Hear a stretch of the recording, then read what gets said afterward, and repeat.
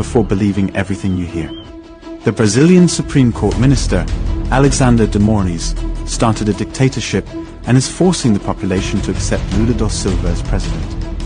Lula da Silva is a criminal politician, convicted for 12 years, who was released after only 580 days, and now holds the presidency through fraud in the elections.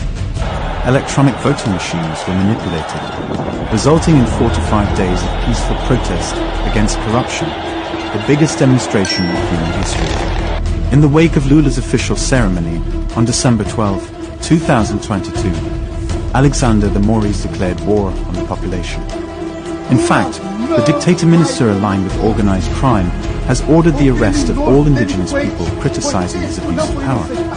7 indigenous tribes in Brazil claimed their voting machines returned 0 votes to their candidates, and they are being arrested for questioning these counts. It's so absurd that it's nearly impossible to believe this is Brazil rather than Venezuela or China. But the dictatorship being implemented is exactly the same. In the meantime, Alexander de Moraes is protected by a kind of Gestapo police, the same strategy as Hitler. But on the streets, a fake war is being stoked by infiltrators from the extreme left.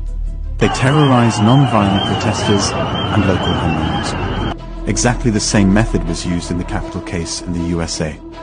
It's a premeditated action by the extreme left-wing Black Bloc and criminal supporters of Lula da Silva, the leader of the gang.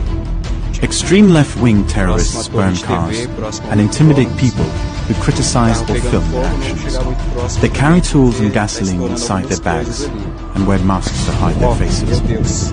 There is no doubt that these are not Brazilian patriots fighting corruption.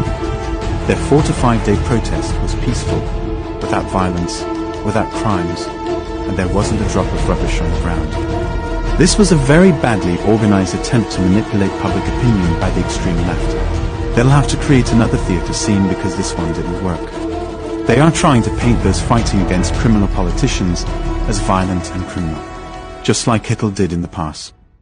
As predicted by producer Will Lissel on September 6, 2021, in England, the new Hitler was born during the pandemic. It happened in Brazil, and now we see the results. If this atrocity occurred in your country, would you accept it? That's right, you won't. World leaders cannot expect Brazilians to watch their country being held hostage and remain silent. Brazil is ready to defend its homeland against organized crime.